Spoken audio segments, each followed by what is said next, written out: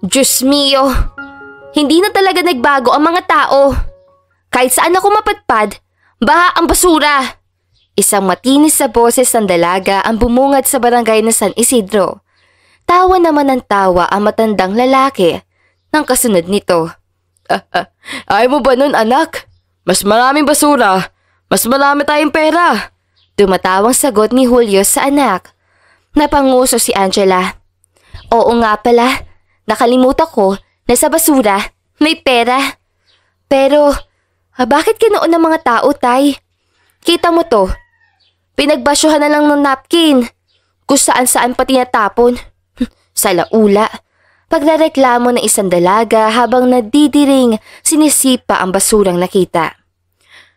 Hayaan mo na, anak. Hindi naman natin alam. Malay mo naman, tinangay lang ng aso. Anya ng amang si Julio. Walang nagawa si Angela kundi ang umirap. Sa susunod, pagkababae niya na ang matatangay. Kadiri. For sure, kahit wala akong gamit na pH care, mas mabango pa rin ang inday ko doon. Pabulong na lamang yon na sinabi ni Angela. Nakakahiya naman kung ilalakas niya pa yon at may makakarinig pa sa kanya. Huwag ka ng maraming reklamo. Maghanap ka na lang ng mga bagay na pwede natin pagkakitaan. Saway sa kanya ni Julio habang patuloy sila sa pagkalkal ng mga basura. Ginawa ni Angela ang utos ng ama. Sa loob ng ilang taon nilang pamumuhay ay ito na ang pangunahin nilang pangkabuhayan. Kaya naman sanay na siya at ang kanyang maliit na kapatid pagdating sa ganitong uri ng trabaho. Tatay! Sigaw ni Angela nang mayroon siyang mapulot. Sa tingin niyo ba, totoong ginto ito? Napakunot ang noon ni Julio sa kanyang narinig. Paano mo naman nasabi? Nilapitan niya ang anak. Ngumiti si Angela at pinigay sa ama ang hawak. May kabigatan kasi ang kwintas, Tay. Tapos, tignan mo sa kulay. Parang totoong ginto nga. Anya ng babae. Inirapan naman siya ni Julio. Nag-iisip ka bang babae ka? Sinong tao naman na magtatangka magtapon ng ginto sa basurahan? Ang mayayaman, Tay. Ang ganitong kwintas ay maliit na halaga na lang para sa kanila. Malay ba natin? Tumatawang saan ni Angela habang kinukumbinsi ang kanyang ama na maaaring ginto nga ang hawak niya. Ay, tama na nga yung mga kalokohan mo. Mabuti pa, ibalik mo na lamang yan kung saan mo nakuha. Hindi rin naman natin mapapakinabangan. Totoo nga, Tay! Promise! Feeling ko talaga. Pilit ni Angela habang kinukuha sa kamay ni Julio ang kwintas. Manahimik ka nga, Jella. Kahit mayaman ay hindi magtatapon ng ginto. Kung ano-anong naiisip mo. Minsan na nga lang gumana ang utak mo sa walang katuturang bagay pa. Aray, ang harsh naman noon, Tay. My brain is always braining, no? Nilalangaw lang minsan, pero utak pa rin to. Kinatok pa ni Angelo ang kanyang ulo bago kinagat ang gintong kwitas sa kanyang hawak. Ano ba ginagawa mo? Marumi yan! Baka magkasakit ka! Pasigaw na saway sa kanya ng ama. Sumimangot naman si Angela bago tumawa. OA ka, Tatay. Lahat naman ng narito ay marumi. Ang trabaho natin, marumi. Ang kinokolekta natin basura, marumi. Kagating ko man to o hindi, pwede pa rin tayo magkasakit. Kaya wag ka na mag-eme dyan. Patol ni Angela sa sinasabi ng kanyang ama. Promise, ginto to. Ay, bobo talaga. Yan, kakasama mo sa mga kapatid mo. Namana mo ng kapurulan ng utak nila. Ani ng ama. Tatay, nakakarami ka na ha. Kung magsalita ka parang hindi mo ako anak. Bahala ka. May kasabihan naman na kung sinong puno, siya ang bunga. Matagal na napatitig si Julio sa kanyang panganay na anak bago maliit na ngumiti. Ginulo niya ang buhok nito bago naunang tumalikod sa babae. Bahala ka kung anong gusto mong gawin sa kwintas na yan. Pero tama na ang daldal. Humahapon na, anak. Muli siyang nilingon nito. Kaunti na lang ang oras natin. Kailangan natin makalikom ng maraming basura Para naman may pangkain at pambaon ng mga kapatid mo bukas. Napatango si Angela sa bilin ng kanyang ama. Ginawa niya ang natural na trabaho. Nakakapagod at mabaho man ay paulit-ulit niya itong ginagawa upang makatulong sa kanilang ama na maisalba ang kanilang pangangailangan sa araw-araw. Kamusta, Tay? Masakit na bang katawan mo? Nag-aalalang tanong ni Angela nang makarating na sila sa shop na magtitimbang ng mga bote, lata at plastik na nakuha nila para ngayong araw. Mais naman ako, anak. Panigurado ni Julio. Ito 150. Napatingin ang mag-ama sa nagtitimbang. Boss, 150 lang? Tanong ni Julio. Baka naman po pwedeng padagdagan kahit pumatong lang ng 200. Madaling araw pa lang po kasi ay nagsisimula na kami nitong dalaga ko. Halos wala pa rin kaming kain. At ang 150 ay hindi kakasya sa amin ngayong araw. Pakiusap ni Julio sa mababang tono. Aba, nagrereklamo ka pa? Mabuti nga at nagbigay pa ako ng 150 sa inyo. Saad ng lalaki. Kuya, maayos po kayong kinakausap ng tatay. Awat ni Angela. Tama naman po siya. Baka pwedeng pakita ko rin po ang kiluhan para makasiguro. Sa sinabi niyo ni Angela ay mas lalong naggalit ang may-ari ng shop. Ayaw nitong ipakita sa mag-ama ang timbangan at pabado na inabot ang bayad. Ako na ang kukuha, Tay. Malungkot na sambit ni Angela. Subalit, lumuhod si Julio at siya na ang pumulot ng pera. Napaiwas ang tingin ang dalaga. Naawa siya sa kanyang ama sa kung paano ito tratuhin ng mga tao. Kung gusto niyo na malaking pera, maghanap kayo ng ibang trabaho. Hindi lumalangoy kayo sa basura. Paulit-ulit na tumatak sa isip ni Angela ang sinabi ng lalaki ng hamak sa kanyang ama. Sa unang part ay tama siya. Subalit, mali pa rin para kay Angela ang ginawa nitong pagtrato sa kanila. Dahil sa isip ng dalaga, pare-parehas silang naghahanap ng pangkabuhayan. Pare-parehas silang nais makausad at makakain ng maayos. Subalit, hindi pa rin talaga mawawala ang mga taong hahamaki sila paibaba. Uwi na tayo, Tay. Pahinga na tayo. Pinilit ni Angela ngumiti at hinawakan ang kamay ng kanyang ama upang payapain ang loob nito. Naghihintay na sa atin sila, Nanay. Tumango si Julio bago sila naglakad pabalik sa baro-baro nilang bahay. Subalit, bago sila tuluyang umuwi, ay huminto muna sila sa isang tindahan at namili ng isang noodles na sinamahan ng 5 pirasong fish crackers. Panigurado hindi pa sila kumakain. Sambit ni Julio habang nakangiti kay Angela. Ngumiti naman ang dalaga bago sila magkasamang bumalik sa bahay. At tama nga si Julio, wala pang pagkain sa bahay at naghihintay ang lahat sa kanila. Kamusta, mahal? Salubong ng kanilang ina. Ngumiti ang ama bago binigay ang pera. Pasensya na kayo. Yan lang ang nakayanan namin. Nakita ni Angela ang kakulangan sa mata ng kanilang ina, subalit ngumiti ito at maayos pa na silang sinalubong. Lutuin ko munang pagkain, Nay. Nginitian siya ni Marites bago tumango.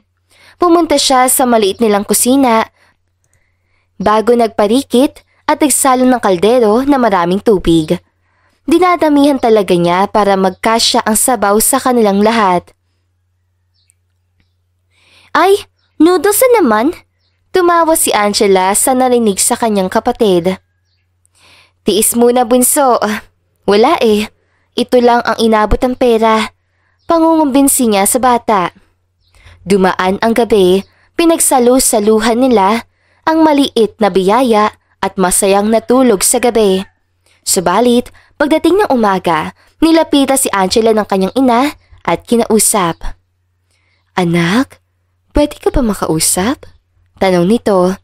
Nakaupo si Angela sa labas habang nakatingin sa araw na pauspong pa lamang. Kape, Nay? Ayos lang, anak. Ngumiti ito at tinabihan siya. Ano gusto niyo pong pag-usapan, Nay? Tanong ni Jella. Mahirap ang buhay natin. Bulong ng kanyang ina. Ni minsan ba hindi mo pinangarap makaramdam ng ginhawa? Napatingin si Angela. Bakit naman po bigla niyo natanong yan, Nay? Wala naman anak. Naisip ko lang, what if hindi ka sa amin napunta? Paano kung ibang pamilya ang nakapulot sa'yo? Magiging maganda kaya ang buhay mo? Pagbubukas muli ni Mayet sa usapan patungkol sa hindi nila pagiging tunay na mag-anak ni Angela. Nawala ang ngiti ng dalaga.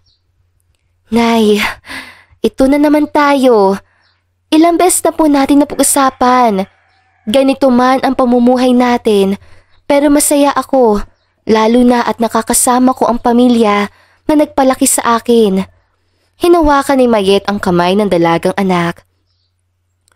Pero kung sakali na makikita mo na ang mga tunay mong magulang, iiwan mo na ba kami? Anya, ngumiti si Angela. Kung mahanap ko sila, swerte ako. Kung hindi, swerte pa rin ako dahil sa inyo. Masaya ako na makilala ko sila, pero hindi ko kayo iiwan dahil isasama ko kayo kagaya kung paano niyo ako hindi pinabayaan noon. Kahit papaano ay nakaramdam ng gaan ng pakiramdam ang kanyang ina. Niyakap nito si Angela bago bumuntong hininga at masayang tinuloy ang pakikipag-usap sa anak hanggang sa dumating na muli ang oras kung saan kailangan na umalis si Angela para maghanap buhay. Bote! Bakal! Sigaw niya habang hawak ang karito na ditulak. Bote! Bakal mga te! Huminto siya sa tabi ng isang sasakyan para magpahinga. Tinted ang salamin nito, kaya naman walang pasabi siyang ginamit ito panalamin. Ganda ko pa din talaga. Puri ng dalaga sa kanyang sarili habang nagpo-pose. Subalit, bigla na lamang bumukas ang bintana na napawindang sa mata ni Angela. You're correct. Ganda mo nga. Isang binatang nakashade ang lumitaw sa loob ng sasakyan. Nanatiling nakaawang ang bunganga ni Angela buhat ng gulat. Shock? Ngumisi ang lalaki. Umayos naman si Angela. Bakit kasi tinted ang sasakyan mo? Reklamo pa nito. Tumaas ang kilay ng binata. Kasalanan ko pa? Oo. Nasa daan ka, tapos ganyan salamin mo. Laban ni Angela. Ganda oh. Ganda ng sasakyan mo. Takaw pansin sa magnanakaw yan. Ganda oh. Tibay. Parang lata. Hindi maintindihan ni Roniel kung anong ginagawa ng dalaga para itong wala sa sarili na sinisipat sa sakyan niya. What are you doing? Tanong niya. Wala. Tinitignan ko lang kung gaano ko to katibay. Bentang-benta to sa mga magnanakaw. Suwabe, makintab. Pay ka ba? Hold upin kita para naman magkapera ako. Kapag nabenta ko sa sakyan mo, kahit hindi na ako magtrabaho ng isang linggo, okay na. Busog na kami. Sambit ni Angela, pinasadahan ng tingin ni Roniel ang dalaga. Kapansin-pansin ang pananamit nito at basang-basa ang level ng pamumuhay ni Angela kumpara sa kanya. Why do you have to kidnap me? Pwede ka pang makulong kapag nangyari yun. Sagot ni Roniel sa mga sinasabi niya. Pake mo. Bigla na lang nagbago ang mood ni Angela at inirapan siya na siyang dahilan para magulat si Roniel. Ikaw dito. Palit tayo. Labas ka dyan. Palit tayo sandali. Pinasok ni Angela ang kanyang kamay sa loob ng sasakyan ni Roniel at binuksan ito. Tumayo naman ang binata at lumabas sa loob ng kanyang sasakyan. Oh, hawakan mo to. Tayo mo mga lakal. Tapos, hold upin mo ko. Sinunod ni Roniel ang sinasabi ni Angela. Nagtataka man siya kung ano ang kanyang ginagawa, pero meron siyang pakiramdam na gawin ang mga sinasabi nito. Sara ko ito ha, paalam ni Angela. Tumango si Roniel. Huli na nang ma-realize si Roniel kung ano ginagawa niya. Bigla siyang napakamot sa kanyang ulo bago kinatok ang bintana ng kanyang sasakyan. Bumukas naman ito at magandang ngiti ng dalaga ang bumungad sa kanya. Wala akong barya. Napakunot ang kilay ni Roniel sa narinig niyang sinabi ni Angela. Anong ginagawa mo? Nagtataka na tanong ng binata. Wala nga akong barya, kuya. Pag-uulit pa ni Angela. Are you playing with me? Sumimangot si Roniel. Anong pinapagawa mo sa akin? Hindi ka ba nahihiya? Hindi naman tayo magkakilala. Tapos pinagtitripan mo ko? Para napipikon na ito dahilan para matawa si Angela. Nahihiya. Pero ganito pala pakiramdam kapag nakaupo yung pet mo sa kotse, no? Tanong niya. What? Usal ni Roniel. Wala. Sabi ko, nasasarapan yung pet ko dito. Sap siguro magkaroon ng kotse. Pero feeling ko, mas masarap maging mayaman. Tama ba, kuya? Tanong ni Angela. Napangiwi si Roniel matapos niya makita na kinakaskas ng babae ang puwet niya sa kanyang upuan na para bang pinapakiramdaman ang upuan ng kanyang sasakyan. I can't understand you. Sambit niya at binuksan ng pinto ng sasakyan bago pinababa ang babae. Sabihin mo sa akin, ito lang ba ang trabaho mo araw-araw? Bakit mo naman biglang natanong? Balik din na tanong ni Angela habang kunot noong nakatingin. Before we continue this conversation, gusto mo ba muna kumain? Kalmadong tanong ni Roniel sapagkat hindi niya maintindihan kung bakit parang ang gaan ng pakiramdam niya sa dalagang ngayon lamang nagpakita sa kanya. Bakit mo ko inaaya? Tight mo ba ako? Nabulo na si Roniel matapos marinig ang tanong niyon. What? Bigla siyang napatawa. Tumaas ang kilay ni Angela. Bakit? Sabi ni tatay, ganoon yun. Kapag inaaya ka ng lalaki kumain sa labas, ibig sabihin, gusto ka nun. Ay, don't. Huwag mo subukan. Mamamatay ka lang. Strict ang tatay ko. Converse siya. Converse? Nagtatakang tanong ni Roniel. Oo, converse. Sagot ni Angela. Ano yun? Aning na binata. Converse, yung mahigpit at makaluma. Gusto niya, yung pupunta ka muna sa bahay para doon manligaw. Biglang naiintindihan ni Roniel kung ano ang ibig sabihin ng dalaga. Hindi niya napigilan mapahagalpak ng tawa. Anong tinatawa-tawa mo dyan? Tanong ni Angela. Don't get offended. Namumula na si Roniel. But it's conservative, not converse. Tawa siya ng tawa. Parehas lang yun. Parehas silang C. Laban ni Angela. Hindi pa rin matigil kakatawa si Roniel, ngunit na mapansin niya na masama na ang tingin ng dalaga ay kusa na lamang siyang huminto at nilunok lahat ng kanyang nararamdaman. Okay, para hindi ka na makonfuse sa akin, inaaya kita kumain because I want to offer you something. Alam ko kasi kung gaano kahirap ang trabaho mo. Mukhang araw-araw ka rin na nandito para sa ganitong klase ng trabaho. Anya. Ano naman? Umamon ng bahagya ang boses si Angela. Our company is looking for some helpers. Sambit ni Roniel. Anong klaseng trabaho naman? Tanong ni Angela. Sa ngayon, pagiging helper muna ang ma-offer ko sa'yo. Kumbaga, janitress. It's better than this one, but you are under observation. Kapag nakita ko o ng aming team na may iba ka pang kayang gawin, I can offer you to the team. Pwede kang makasama sa iba't ibang department at doon mas maraming opportunity ang maaaring maghintay sa'yo. Tuloy-tuloy na sambit ni Roniel. He sounds familiar, kaya naman nakuha niya ang pansin ni Angela upang pakinggan lahat ng mga bagay na nais niyang iparating patungkol sa trabaho na maaaring niyang kalagyan balang araw.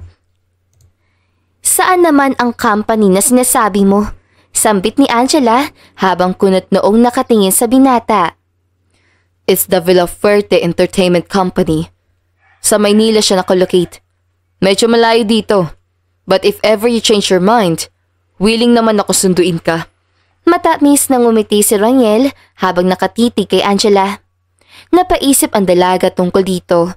Subalit hindi niya magawang makapag-decide agad dahil batid niyang kailangan niya munang kausapin ang kanyang mga magulang tungkol dito, lalo na at malayo ang Maynila sa kanilang probinsya. at hindi sila sanay na mapalayo sa isa't isa. Sandaling panahon man o pangmatagalan. Maraming salamat sa offer mo, sambit ni Angela sa katamtamang tono. Pero, hindi pa ako makakasagot agad. Kailangan kong kausapin muna ang nanay at tatay.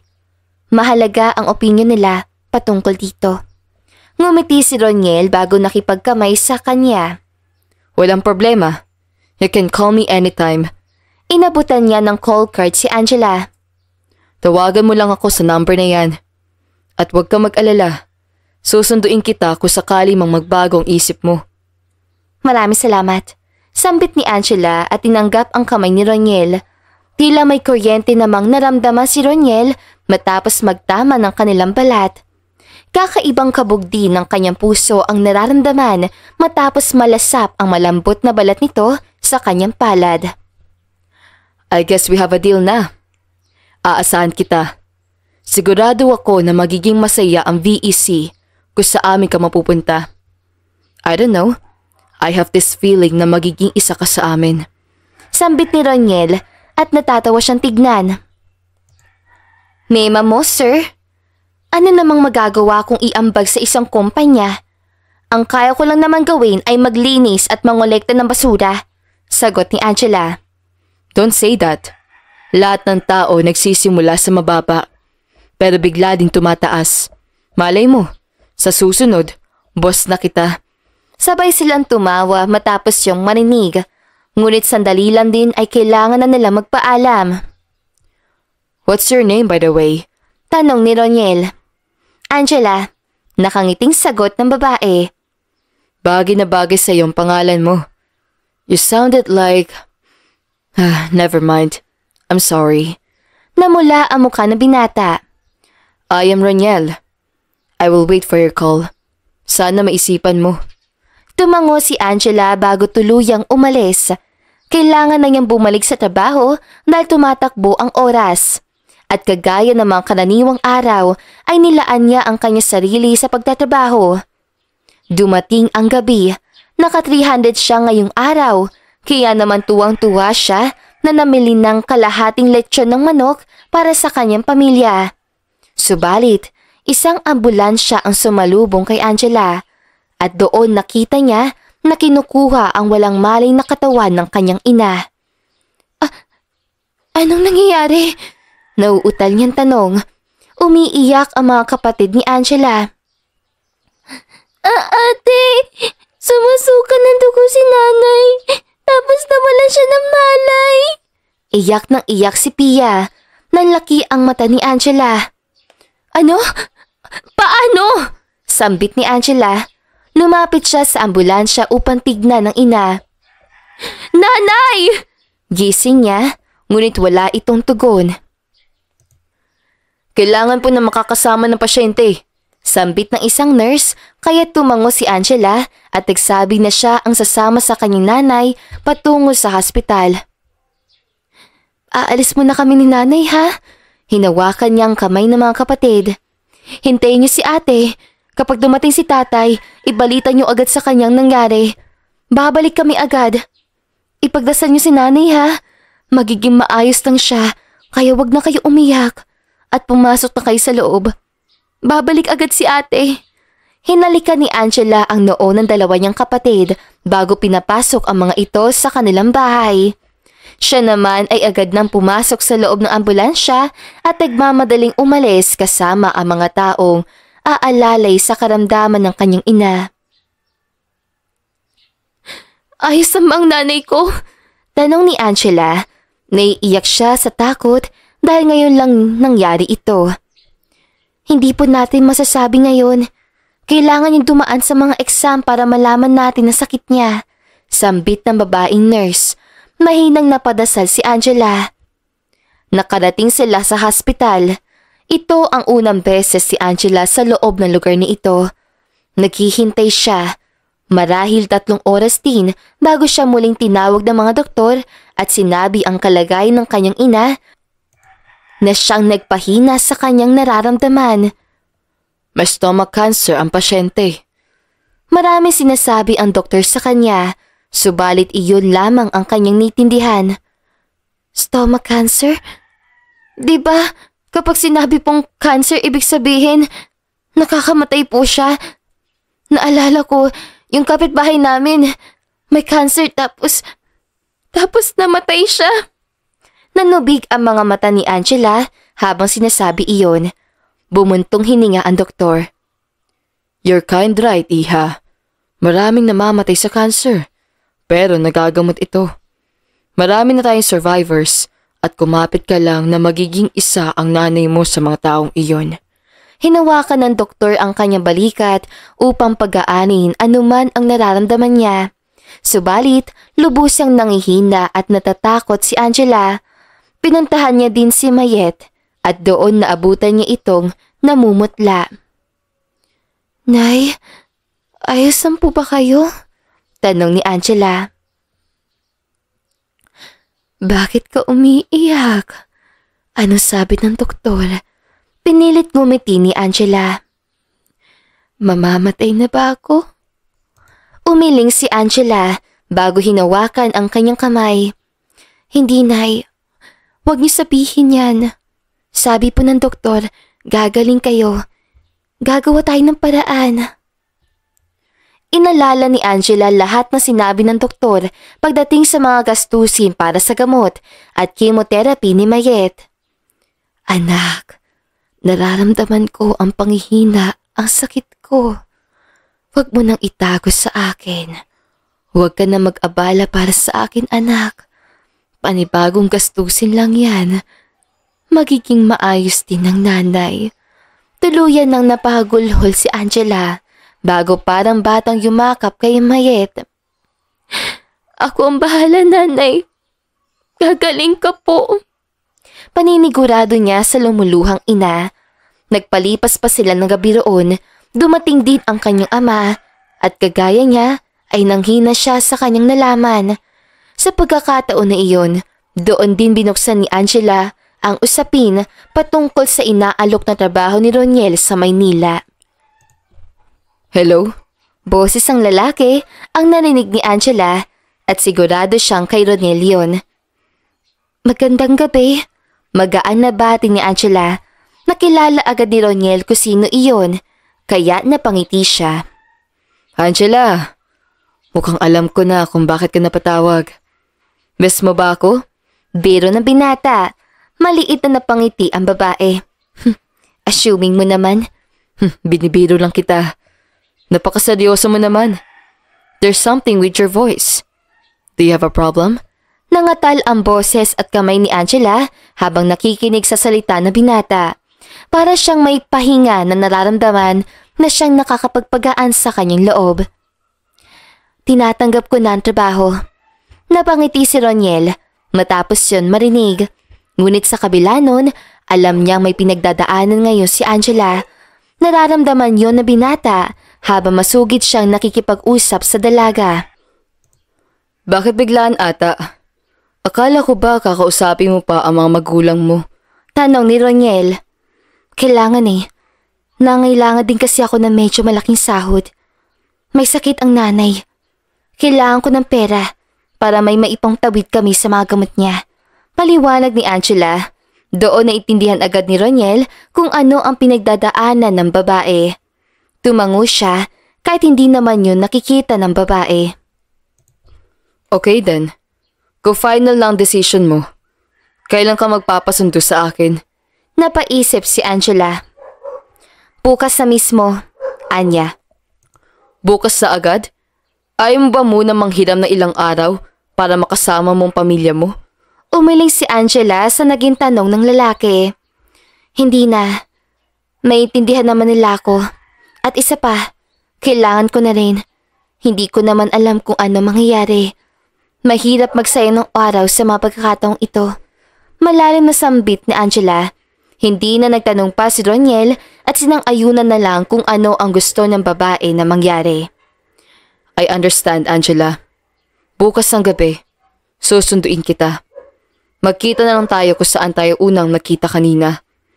Nagkasundo silang dalawa sa gagawin at makalipas ang buong gabi, umuwi muna kinabukasan si Angela. Nag-impake siya ng kanyang mga gamit, nagpaalam sa kanyang pamilya bago tumungo sa sinasabing lugar ni Roniel. "Roniel!" sigaw ni Angela. Napangiti ang binata matapos makita ang babae. Ito na ba ang lahat ng gamit mo? Tumango si Angela. Are you ready? Oo, handang-handa, sambit ni Angela. Dapat sure ka. Matagal kang hindi makakabalik dito. Hinawi ni Roniel ang buhok na tumatakip sa mukha ng babae. It'd be hard for you to live away from your family. Kaya ko. Basta para sa kanila, kaya ko. Matigas sa sambit ni Angela bago tinignan ang kayumangging mata ni Roniel. Shall we go now? Umiwas si Roniel, may kung ano siyang nararamdaman sa kanyang dibdib. Ako na ang bahala sa mga gamit mo. Sa tabi ko na ikaw maupo. Magiging mahaba ang biyahe natin. Kailangan mo ng pahinga. Nahihiya man ay sumunod si Angela sa mga sinasabi ng binata. Sinampa nito ang kanyang mga gamit at matapos ay agad na rin silang umalis. Mag-drive-thru tayo. Anong gusto mong kainin? Tanong ni Roniel habang nagmamaneho. Ayoko. Wala akong pambayad sa ganyan. Sambit ni Angela, ngumiti naman ang binata. It's on me. Ako na ang bahala. Reward ko din yan dahil sa pagpayag mo magtrabaho para sa amin. We? Eme ka. Umirap si Angela. Ako nga itong dapat magpasalamat. Dahil kung hindi ka naging mabuti sa akin at inalok ako, malamang wala akong pagkakapitan ngayon. Muling lumakas ang kabog sa dibdib ni Roniel. Whatever. Tanging sagot niya. I'm so happy that I help you. Kahit sa ganitong paraan man lang. Matamis siyang initian ng dalaga. Napatitig siya rito at namangha kung gaano kadetalyado ang malaanghel na mukha ng dalaga. Bakit ka nakatingin sa akin? May dumi ba ako sa mukha? Wala. Agad na umiwas si Roniel. Nandito na tayo. Ano gusto mo? Dine-in o take-out na lang? Ano yun? Tanong ni Angela. Dine-in. Sa loob tayo kakain. Kapag naman take-out, pupunta lang tayo sa drive-thru. Tapos doon bibili. Then kakain na lang tayo habang nasa biyahe. Sambit ni Roniel. Drive-thru na lang, sagot ni Angela. Tumango naman si Roniel at sinunod ang dalaga. What do you want to eat? Tanong ni Roniel. Wala akong alam sa ganyan. Ikaw na lang ang bahala. Nahihiyang sambit ni Angela bago tumawa. Tumango si Roniel bago nakipag-usap sa mga crew. 2 chickens, 1 large fries and nuggets, then 1 cookies and cream McFlurry, then 2 double cheeseburger, tapos Coke na lang. Hindi maintindihan ni Angela ang sinasabi ni Roniel, pero alam niya na lahat lang yon ay mga pagkain, kaya hinayaan niya na ang binata. Ay sabayan para sa'yo? Malumanay na tanong ng lalaki. May gusto ka pa bang kainin? Wala na. Nakakahiya naman. May pera ako dito. Hati na lang tayo sa babayaran, ani ni Angela. Hinawakan ni Roniel ang kanyang kamay upang pigilan siya sa tangka niyang pagkuha ng pera. Ako na ang bahala, Angela. Yang perang dala mo, gamitin mo na lang sa mga susunod na araw. Malaki ang Maynila. Marami kang magiging pangangailangan doon. Kaya itabi mo na lang ang mga yan para may magamit ka in case sa kailanganin mo ng pera. Mahabang linta niya ni Roniel na tila nagpalambot sa puso ng babaeng kausap niya ngayon. Maraming salamat. Naging malambing ang boses ni Angela. Hindi na rin nagtagal ang dumating na ang mga pagkain. Inabutan siya ng lalaki. Nahihiyaman, pero sa pamimilit nito ay nagawa na sumunod ng babae. How's the food ba? Masarap? Pinapanood siya nito ngayon. Parang bata na kumakain si Angela. Oo, masarap. Bigla na lang itong naiyak. What the hell? Why are you crying? Ngayon lang kasi ako nakakain ng ganito kasap na pagkain. Biglang nanlambot ang puso ni Roniel matapos marinig yon sa dalaga. He didn't know na may mga ganitong tao na nagagawang magtiis sa kahirapan. Shh, don't cry. Hininto ni Roniel ang sasakyan at pinunasan ang luha ng babae. If you're happy with these foods, then I will always bring them for you. Parang batang uhugin na suminghot si Angela. Orerat ka. Pabebe ka masyado. Kumagat ulit ito sa manok. Maraming salamat po talaga ha. Tumawa ng mahina si Roniel bago pinunasan ng ilong ng dalaga. You look like a child. Tama ng pag-iyak. Kumain ka ng kumain para mabusog ka. Paalala nitong muli. Tumango si Angela at pinunasan na ang kanyang muka. Muli ay bumalik na sila sa biyahe patungong Maynila. Paano ka kakain? Tanong ni Angela. Nagmamaneho ka. Baka nagugutom ka na rin. Don't mind me. I can eat later. Kumindat pa itong lalaki. Hindi pwede. Susubuan na lang kita. Nanlaki ang mga mata ni Roniel sa kanyang narinig. What? Tanong nito. Susubuan na lang kako kita. Hindi naman pwede na akong kumakain tapos ikaw hindi. Isa pa, malalim na ang gabi. Mamaya, hindi ka pa pala kumakain. Mamamatay ka pa dyan. Naging kasalanan ko pa. Mahabang sambit ni Angela bago dumungaw sa mukha ng binata. Say Napalunok si Roniel. Napatingin siya sa babae na may hawak ngayon na manok at pilit yung pinapakagat sa kanya. Mamaya ka na dumaldal. Mas lalong nalaki ang mata ng binata matapos siyang subuan nito. May kung anong nagkakarera sa kanyang dibdib matapos siyang pakainin ng kakilalang babae. Nasasarapan ka pa din ba sa mga ganitong pagkain? Tanong ni Angela at muling sinubuan ang binata. Yes, especially kapag may nagsusubo na kagaya mo. Sambit ni Roniel sa kanyang isipan. Akala ko umay ka na. Mabuti naman at ka noon. Hindi lang nagsasayang sa pagkain. Maligayang pagsasambit ni Angela habang patuloy siyang pinapakain. Sarap no? Nakakatuwa ka kapag ganyan. Humagikpik pa si Angela bago tinanggal ang kanin na nasa bibig ng lalaki. Hindi naman magkanda mayaw ang puso ni Roniel para may kung ano siyang nararamdaman para sa dalaga at alam niya kung ano ito. Pag-ibig. Busog ba? Tanong muli ni Angela. Naubos na nila ang kanin. Ako? Nabusog ako? Maraming salamat sa pagkain. Yeah, I'm full. Mabuti naman at nabusog ka. Muli silang nagkatitigan. Kung tapos ka na kumain, magpahinga ka na. Tumango si Angela. Patuloy naman sa pagmamaneho si Roniel hanggang sa mapansin niyang nakatulog ng kasama. Muli niyang hininto ang sasakyan at kinuha ang dala niyang kumot bago pinatong sa katawan ng dalaga. We're here. 6 na oras din ang naging biyahe. Wow! Mga agad ang reaksyon ni Angela matapos makita ang mga nagtataasang building sa Maynila.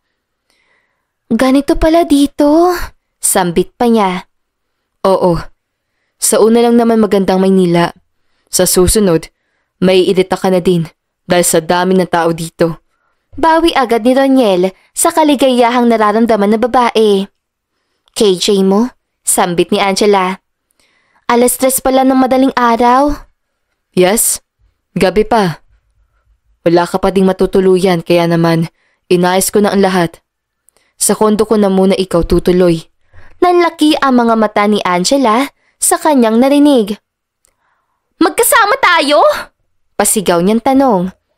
Yeah, sagot ni Roniel. Pansamantala lang naman. Kapag okay na, hahanapan na rin kita na matutuluyan mo. Nag-offer lang naman ako dahil gabi na. Hindi kita pwedeng pabayaan at baka mapano ka. Paliwanag pa nito. Hindi pwede. Magagalit si tatay. Aling ng babae. Don't worry.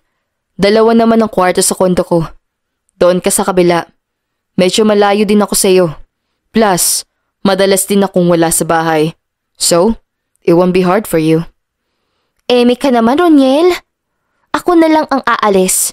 Pwede naman ako magstay sa iba. Huwag kang ano dyan. Masyado na nakakahiya sa'yo. No buts, Angela.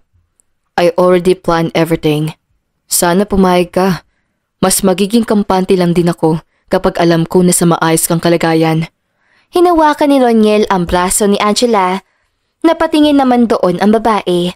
Nahihiya siya pero mukhang kailangan niya nang lunukin lahat ng hiyang nararamdaman niya para mabuhay.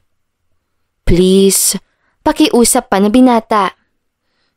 Sige, pagpayag nito at maliit siyang hinitian. Pasensya ka na talaga sa abalang dulot ko sa'yo. Gagawa ko ng paraan para makabawi. There's no need for that. Tara na sa loob. Yaya agad ni Roniel bago dinala ang mga gamit ng dalaga. Pumunta sila sa 15th floor. Sobrang taas ito at talaga namang nakakaramdam ng pagbabago si Angela. We're here. Welcome to your new home. Pasigaw na bati ni Roniel. Namangha si Angela matapos makita ang lugar. Sobrang ganda. Mahina niya sambit. Feel at home. Isipin mo na bahay mo na din to. Sambit ni Roniel at binuksan ng isang pinto. Dito ang kwarto mo. May mga gamit dyan. Pwede mo yung gamitin. Huwag kang mahihiya. Lahat pwede mong galawin. Kung gusto mo mag-shower, then go. Malalim na rin ng gabi. Magpahinga ka na at maagap tayo bukas. Roniel! Sigaw ni Angela matapos na makita na paalis na ang mabuting binata. Yes? Malambing na tanong nito pabalik. Maraming salamat. Tigla at tumakbo ito at niyakap ang lalaki. Good night! Humiwalay din agad si Angela. Subalit parang bato na hindi makagalaw ang katawan ni Roniel dahil sa gulat. Huy! Gulat ni Angela. Oh, bye! Iyon na lamang ang nasabi ni Roniel at nagmamadaling sinara ang pinto ng kwarto. Patakbo naman tumalon si Angela sa higaan at para bang batang nagsisigaw sa lampot. Nakakaiyak! Ganito palang pakiramdam na may higaan! Sigaw niya. Napangiti si Roniel. Nagkakape siya ngayon at rinig na rinig niya ang masayang indayog ng babae. Dumating ang panibagong umaga. Good morning, Angela. Bati ni Roniel matapos siyang makita na naglilinis ang babae. Good morning, Roniel. Pasensya ka na kung pinakialaman ko ang mga gamit mo Naglinis na ako. Ito pa lang ang may tutulong ko sa iyo ngayon Nagluto na rin pala ako ng umagahan. Sana magustuhan mo. Tila lumambot ang pagkatao ni Roniel matapos itong marinig. Hindi mo naman kailangang gawin yun. But still, thank you. Tumango si Angela at naghugas ng kamay. Kumain na tayo. Sumaway ka na sa akin. Then after that, maggayak ka na. Pupunta tayo sa kumpanya. Tumango muli si Angela at naghain na. Ang sarap mo pala magsinangag. Sambit ni Roniel. Yan ang maipagmamalaki ko sa'yo. Masarap ako magluto. Gusto mo, habang nandito ako na lang ang magluluto ng mga pagkain natin. Alok ni Angela. Okay then, ikaw ang bahala. Sabay silang kumain at nang matapos ay naligo na rin. Ngayon ang punta nila sa kumpanya. Kaya naman nakakaramdam ng kaba ang dalaga. Are you ready? Tanong ni Roniel. Oo, pero kinakabahan ako. What if hindi ako magustuhan ng mga tao doon? Masungit pa ang mga boss? Anya. Tumawa si Roniel. No, mababait sila. Kaya huwag kang matakot masyado. Ako din ang bahala sa'yo. Huminga ng malalim si Angela. Nakarating sila sa sinasabing lugar. Sobrang taas ito at sobrang ganda. Good morning, sir. Agad na yumuko ang mga tao tuwing nakikita nila si Roniel. Kagalang-galang ka sa lugar na ito. Pakiramdam ko, hindi dapat ako lumalapit sa iyo masyado. Lalo na At mukhang isa ka sa mga amo dito. Sambit ni Angela. Mahina namang tumawa si Roniel bago ginulo ang buhok niya. Walang magbabago. Kahit anong maging trato mo sa akin, be with that. Hayaan mo sila. You're an exception. Baliw ka. Boss naman talaga kita. Laban ni Angela. Pabebe ka lang talaga. Mamaya, may magalit sa akin. Eh di awayin mo. Ako nga inaaway mo noon eh. We're close, Angela. So don't treat me na parang ibang tao dito sa opisina. Sambit ni Roniel. Sinimulan na niyang ipakilala si Angela sa iba't ibang tao, lalo na sa mga makakasama niya. This is the treasurer's office, accounting office, HR, the receiving account, then the chief director office. Dito nakaroom ang may-ari ng kumpanya. Bawal kang pumasok dyan unless siya ang nag-utos sa'yo. Do you understand? Tumango si Angela sa lahat ng sinasabi ni Roniel. You know what to do. Huwag mo masyadong pagurin ang sarili mo. Paalala pa ng binata. Namula naman si Angela bago siya tinanguan. Inabot na nito ang uniform sa dalaga. Ito na ang unang araw na magsisimula siya sa trabaho. Boyfriend mo ba si Sir? Tanong na matandang janitress. Hindi po. Tinutulungan niya lang po ako. Panlilinaw ni Angela. Nako, mabuti naman. Kung oo, tiyak maraming mananabunot sa'yo. Maraming babae dito sa kumpanya ang may gusto sa kanya. Kaya for sure, aawain ka nun. Tumawa sila parehas. Hindi naman po ako uurong. Makikipagsabunatan ako. Palag ni Angela. Sa ilang oras lang ay nakapalagay na niya ng loob ang mga kasamahan sa trabaho. Dumating ang lunchtime. Nagulat siya matapos siyang puntahan ni Roniel at binigyan pa siya ng makakain. Kainin mo yan. Tsaka punasan mo ang mga pawis mo. Paalala nito sa kanya at inabutan siya ng panyo. Doon napansin ni Angela na maraming ang nakatingin sa kanila. Umayos ka, sir. Singhal ng babae. Sir? Tanong ni Roniel. Anong sir? Umayos ka. Maraming nakatingin sa atin. Baka mamaya sabunutan na lang ako ng mga tao na nandito. Hindi ko naman alam na artistahin ka pala dito. Matapos yung sabihin ay nagmamadaling umalis si Angela. Naiwan naman na tawang-tawa si Roniel habang pinapanood ang dalaga. What are you all looking at? Pasigaw na tanong ni Roniel. Back to work! Sigaw nito sa mga tao. Lunchtime po, sir. Sambit ng lalaki. Lunchtime ba? Tanong niya pabalik. Overtime ka mamaya Pakialamero ka. Muli ay tumawa si Roniel at masayang-masaya na bumalik sa trabaho.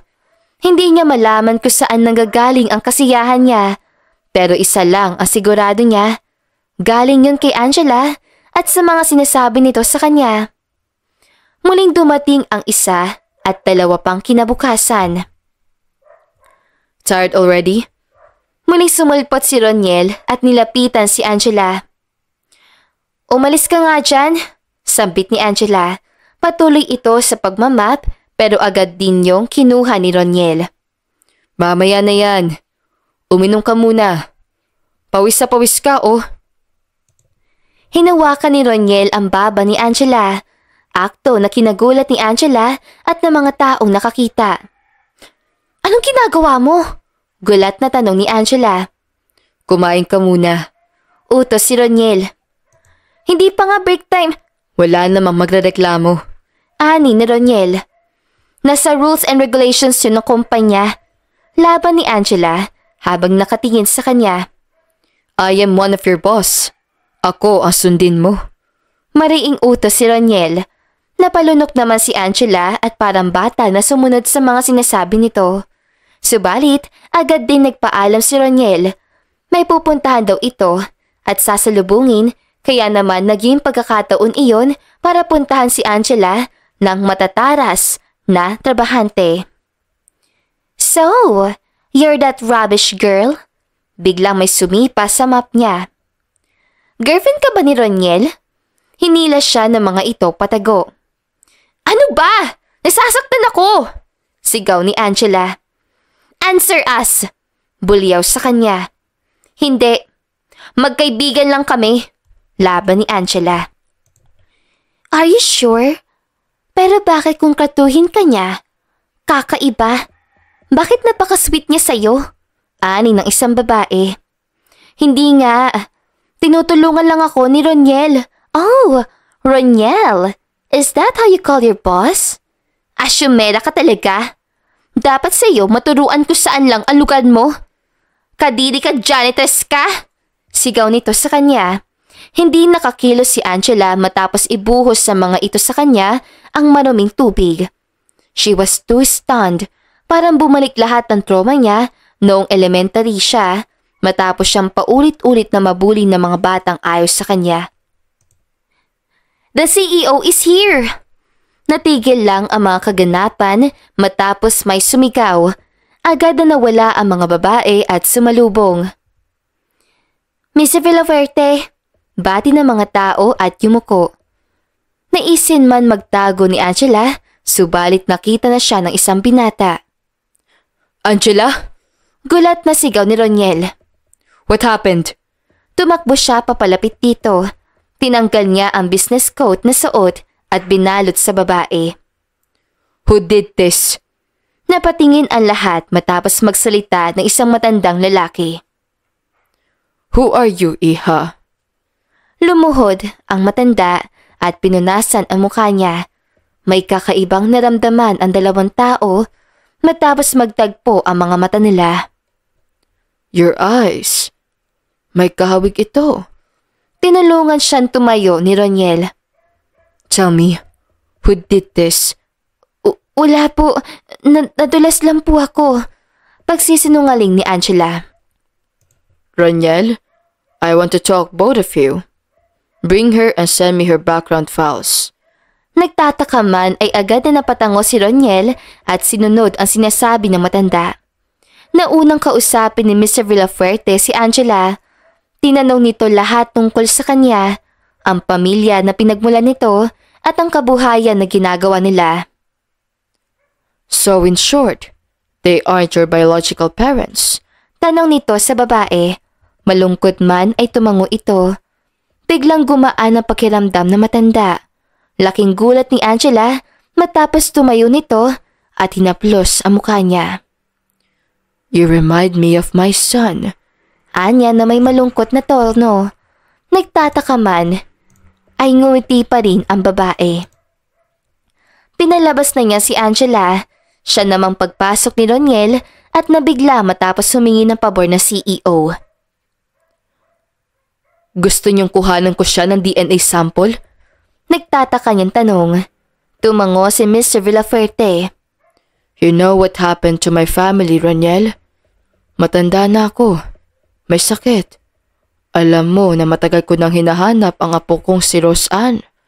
At malakas ang pakiramdam ko na malapit na siya sa akin now. Bumantong hininga silang dalawa. Pero paano kung hindi siya ang nawawala mong apo?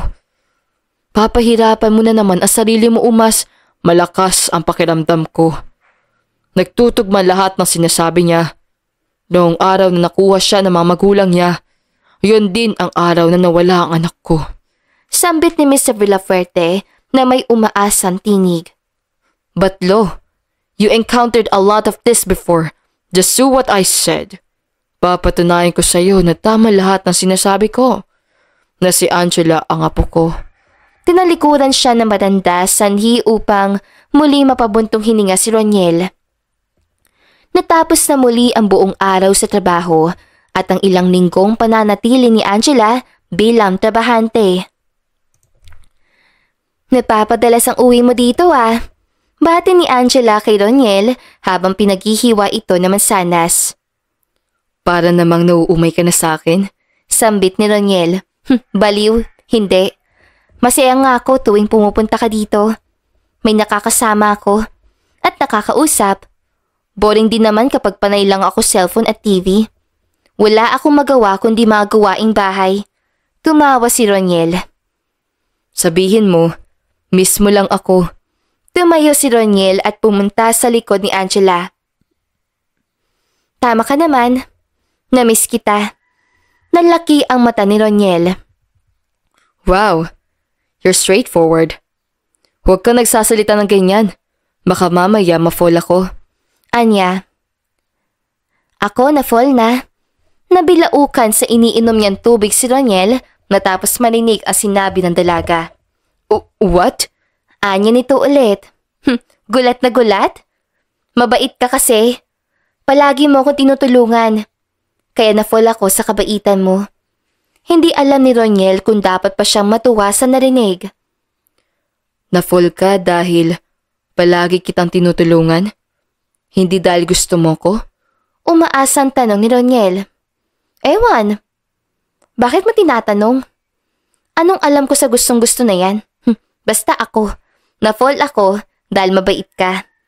Inosenteng sagot ni Angela, sanhi upang marahas sa kamutin ni Roniel ang kanyang ulo at padabog na binagsak ang basong iniinom sa lababo.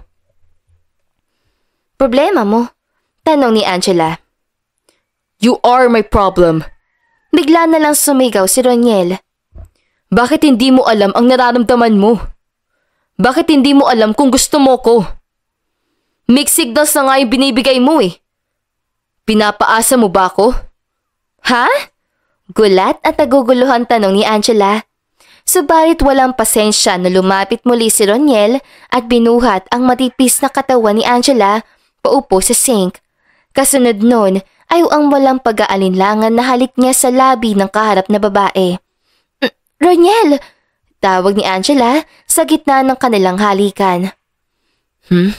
Saad ni Roniel at hinawakan ang batok ni Angela upang mas palalimin ang kanilang mga halik.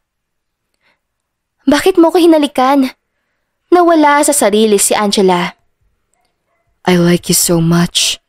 Bulong ni Roniel at hinalikan ang noo ng dalaga. Paano? Hindi mo ba napapansin? Unang pagkikita pa lang natin magaan na ang loob ko sa'yo. Hindi kita tutulungan kung wala lang. Hindi kita ibabahay kung walang ibig sabihin. Napaawang ang labi ni Angela sanhi upang abutin ulit yon ng mga labi ni Roniel. Nagustuhan at minahal na kita kung ano ka pa lang noon.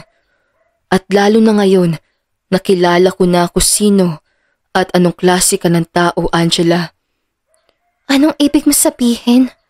Nagtatakang tanong ni Angela. Isang ngiti ang pinakawalan ni Roniel, ngunit natapos sa hatang yon matapos silang may marinig na boses. Roniel?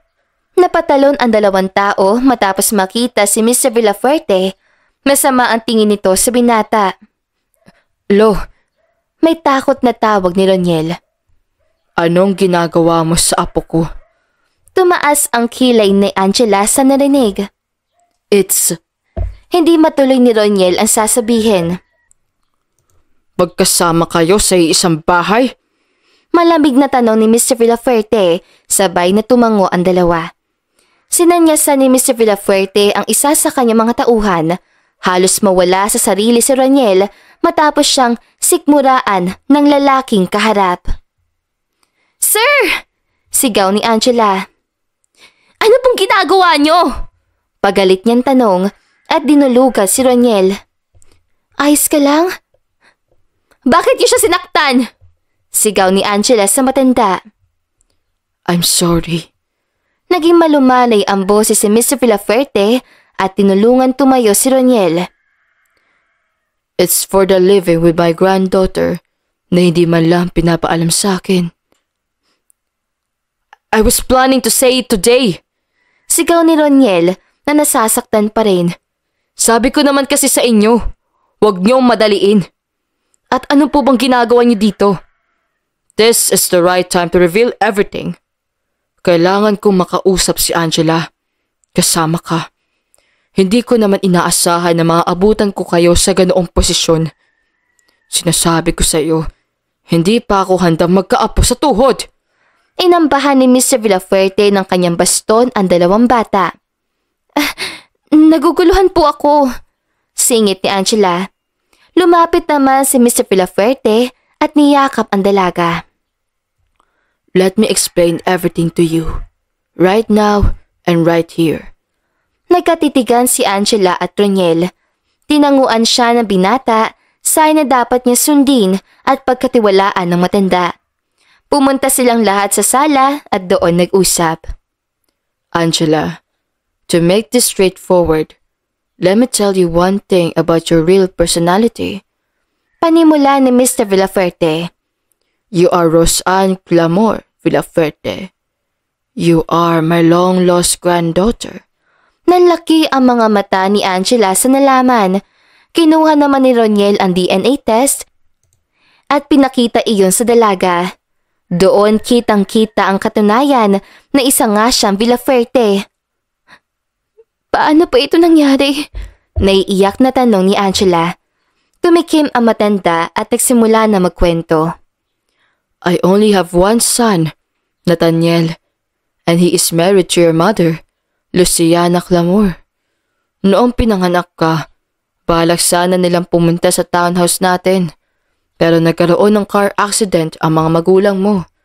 At yon ang naging rason kung bakit sila namatay. Hindi napigilan na maglolo ang mapaluha habang nilalahad ang kwento. Halos mabaliw ako kakahalap sa bangkay mo sa pag-aakalang kasama ka sa pagsabog. Pero hindi kita natagpuan. Doon sabi ng mga pulis na maaari may kumuha sa iyo at buhay ka pa. At napatunayan ko na ang lahat, Angela. Napatunayan ko noong panahon na sinadya kong pumunta sa bahay na kinalakihan mo at doon ko nakilala ang mga taong nagpalaki sa iyo. Inamin nila sa akin na witness sila sa nangyaring aksidente at nakiusap ang nanay mo si Luciana na kunin ka nila at kupkupin bago tuluyang sumabog ang sinasakyan nila.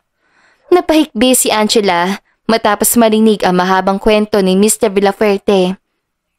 At ngayon, napatunayan ko na lahat.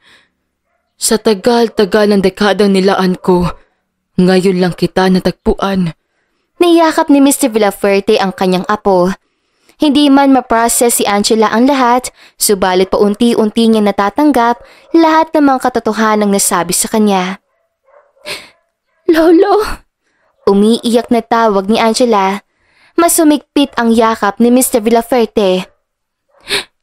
Babawi sa'yo si Lolo. Ibibigay ko lahat sa'yo at mamumuhay ka na kasama ang totoo mong pamilya. Sasamahan mo na si Lolo, ha? Sa akin ka natitira. Hinalikan nito ang noo niya. Bahagya namang lumayo si Angela. Kukunin niyo na po ako? Umiiyak na tanong ni Angela. Of course, Apo. Sa akin ka na maninirahan. Napatingin ang dalaga kay Roniel. Pupunta tayo sa London. Ituturo ko sa iyo ang mga dapat mong malaman para maging handa ka at para mas magkaroon tayo ng bonding together. Gustong-gusto kita makasama, Apo. Pero gusto kong manatili kasama si Roniel. Unti-unting sumilay ang ngiti sa labi ng binata. Gusto ko siya. Gusto ko sa kanya. Napatingin si Mr. Villafuerte sa lalaki. Ikaw talaga! Inampahan niya ito ng baston, dahilan para mapatalon si Roniel. Apo, listen to me. Hindi kayo pwedeng magsama ni Roniel sa isang bahay. Sa akin ka dapat manirahan. Matanda na ako, may sakit, at kailangan kita. Bigyan mo naman ng pagkakataon si Lolo na makabawi. Hinawi na matanda ang buhok niya habang nakikipag-usap. Naintindihan naman ni Roniel ang lahat, subalit nakikita niya na ayaw sumama ni Angela, kaya tumikim ito at hiningi ang permiso galing kay Mr. Villafuerte upang makausap. Angela, look at me. Pangungumbinsi ni Roniel at pinunasan ang luhang umaagos sa mata ni Angela. Listen to your grandfather. He's been looking for you for a long time. Kung ako ang inaalala mo, kayang-kaya kitang puntahan kahit na nasaan ka man. Take note of that. I already risked everything for you at gagawin ko pa rin yun ngayon. Sambit ng binata at matapang na hinalikan ang noo ng dalaga. Pangako? Tanong ng babae. Pangako. Magkakasama tayo muli. May mga aayusin lang tayong dalawa. At gagawin ko ang lahat para maging deserving ako para sa'yo. I love you. I love you, Angela. Pinatakan niya na magaan na halik ang labi ng dalaga bago niya ito sinuko sa taong matagal na niyang pinaglilingkuran. Ihanda niyo na ang mga gamit ng apo ko. Aalis na tayo. Malamig na utos si Mr. Villafuerte. Ginawa nila yun. Agad nilang kinuha ang mga gamit ni Angela at nag-iwan pa na mahigpit na yakap ang dalaga bago siya umalis. Ngayon ay naiwan na lang si Mr. Villafuerte at Roniel. Do you think I can trust you again? Akala mo ba hindi ko malalaman ang totoo kahit na tinago mo? Yumuko si Roniel. I'm sorry, Lo. Pasensya na ako ilang linggo kung tinago sa inyo ang katotohanan na alam kong si Angela at Roseanne ay iisa. I just noticed could happen. Alam kong kukunin niyo siya at ilalayo. Kaya humihingi po ako na ilang linggo para makasama siya. Sinamaan siya ng tingin ni Mr. Villafuerte. I love Angela. Kahit sobrang ikling panahon ko lang siya nakilala. Minahal ko siya at tinago ko siya sa inyo para masolo siya. Para mas makilala ko ang nararamdaman ko. At napatunayan ko yun. But I know, hindi niyo ako agad mapapatawad dahil sa ginawa ko. But please, hayaan niyo akong patuloy na mapalapit kay Angela. He almost begged. Hindi ko ilalayo sa iyo ang apo ko dahil ikaw pa rin ang rason kung bakit napalapit siya sa akin. Pero, wag na wag mo siyang sasaktan dahil magiging magkalaban tayo. Maging ang buong pamilya mo. Tumango si Roniel. Tinalikuran siya ni Mr. Villafuerte at mula ng araw na yun ay nangyari na ang bagay. Nalapis pagkakangulila ng lalaki. Makalipas ang 2 taon. And for the grand entrance of an opening of Villafuerte International Airlines, let us all welcome the CEO and President of Project Advisory who established this airline for all Filipino and foreign citizens. She's none other than Miss Roseanne Angela Villafuerte. Isang malakas sa palakpakan ang tumunog sa harap ng bagong airport na patayo ng mga Villafuerte. Doon makapangyarihang lumakad ang isang babae. Congratulations to all of us and welcome to Villafuerte International Airlines. Professional na pagbati ng dating ni Angela matapos gupitin ang ribbon. Nagbigay siya ng mensahe. Mensahe para sa kanyang lolo na humubog at hindi sumuko sa kanya. Mensahe para sa kanyang pamilya na nakasama niya ni sa London. At mensahe para sa napaka-importanting tao sa buhay niya. Ano pakiramdam mo, anak? Tanong ni Mayet. I feel excited and happy, ma. Ang laking bagay nito para sa akin at hindi ko kailanman ina-expect na mararanasan ko to. Naiiyak na sambit ni Angela sa kanyang tagumpay. Maging ako hindi naman inaakala na aabot ka sa ganito. Hindi pa rin ako makapaniwala talagang binago nila ang buhay natin. Niyakap siya ng kanyang ina. Patuloy pa rin itong dumadaan sa chemotherapy pero hindi tulad noon ay mas masigla at mas may buhay na ito. Congratulations, Apo! Dumating ang kanyang lolo, dahilan upang nagmamadaling lumapit si Angela at yumakap. Maraming salamat po, Lo.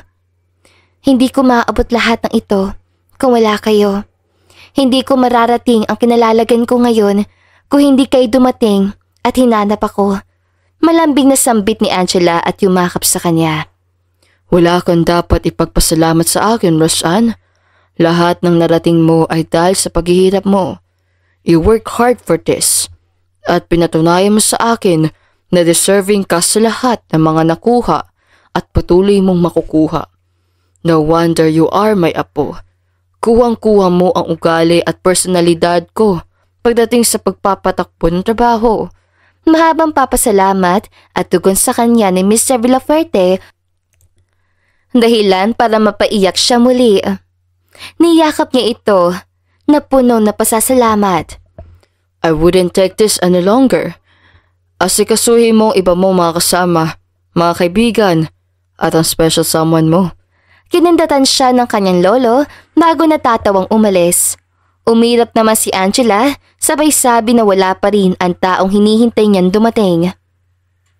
So, what's your next project, Miss Villafuerte?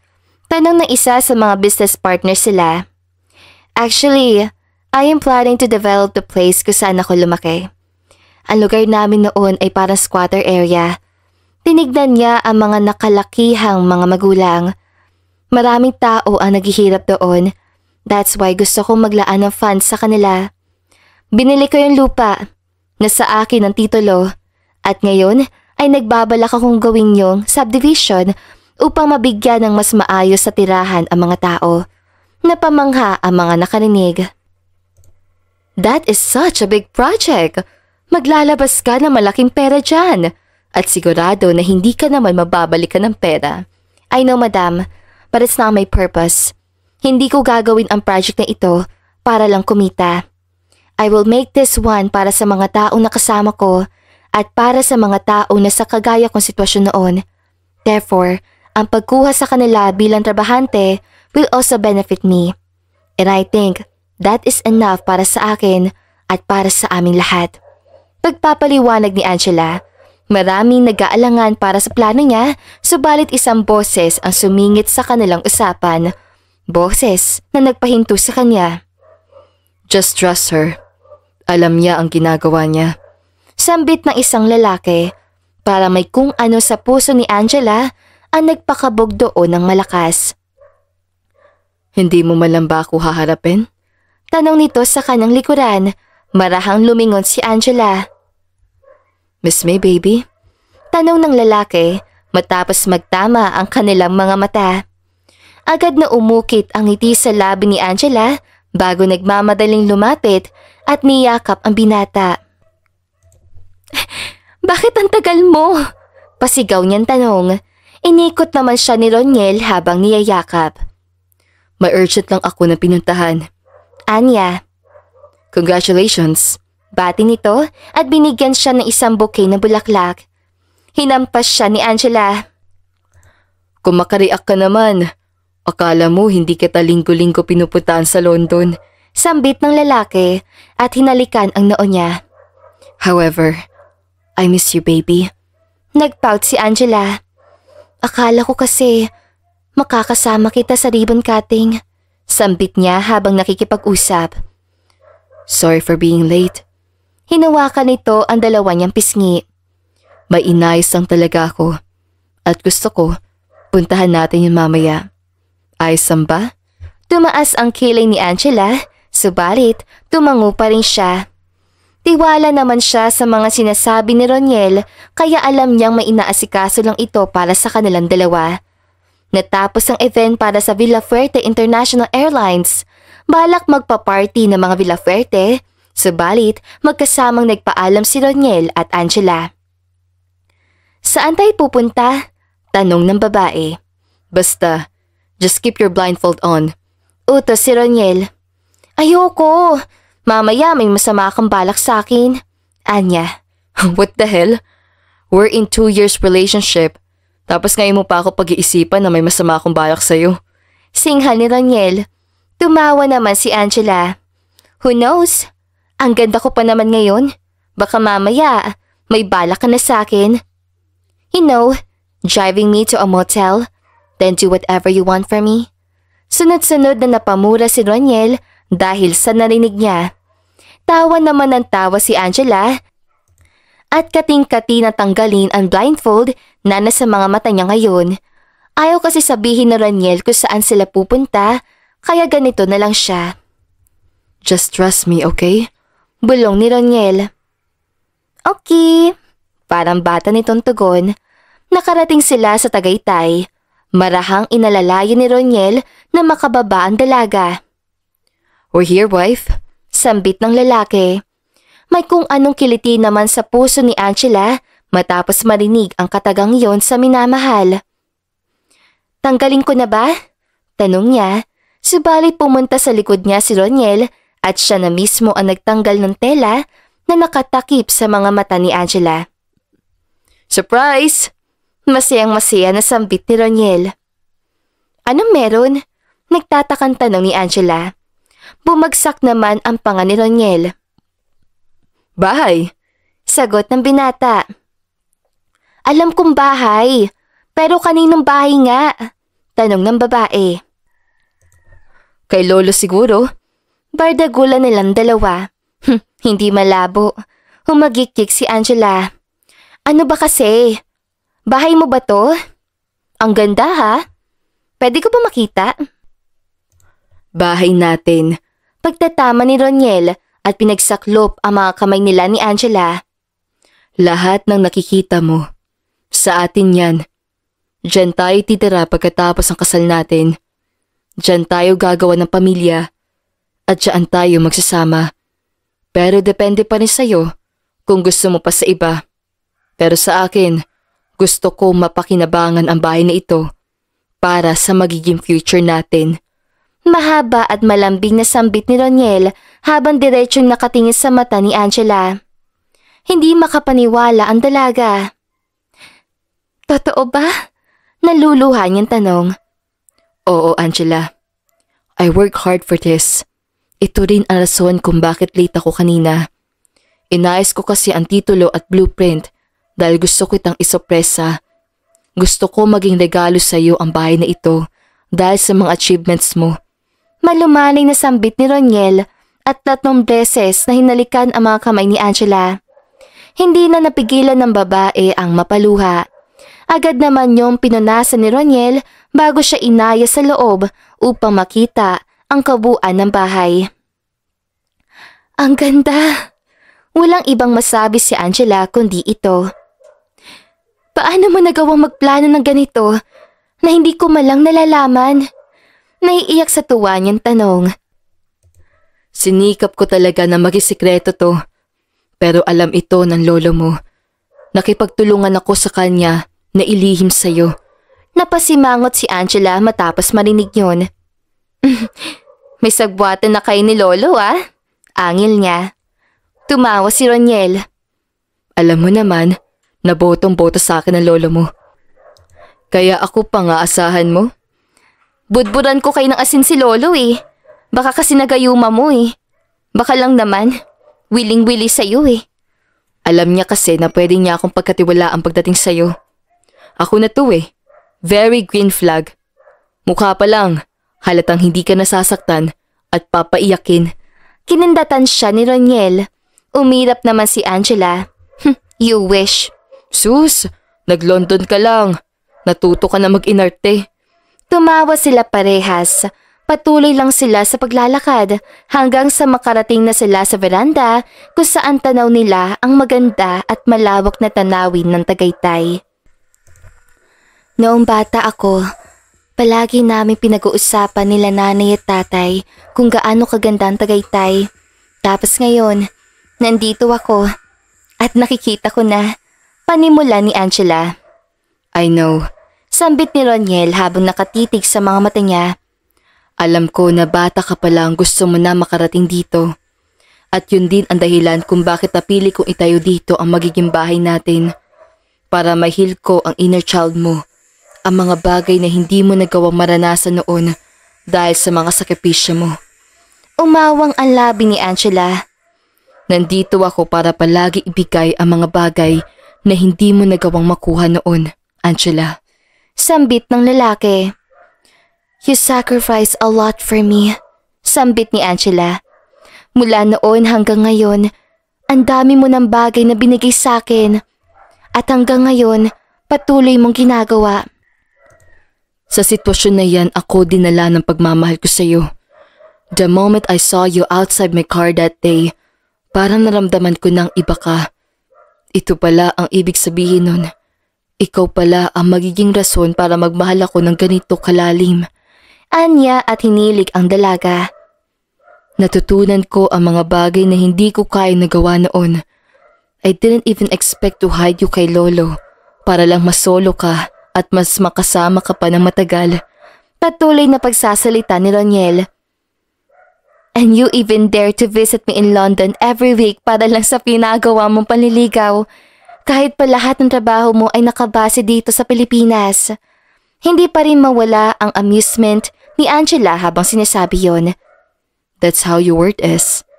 Kahit maubos pa lahat ang yaman ko, basta makita lang kita at maibigay ang pangangailangan mo, maayos na ako. Nagsaklop ang kanilang mga kamay habang nag-uusap. Marami din akong natutunan sa iyo, Raniel. Si Angela naman ang nagsalita. Natuto ako na umalis sa buhay na akala ko ay sa akin. Natuto akong pangarap at sa sobrang dami nagkakagusto sa iyo. Natuto ako na ayusin ang sarili ko para magmukhang presentable para sa iyo. You don't have to do that though.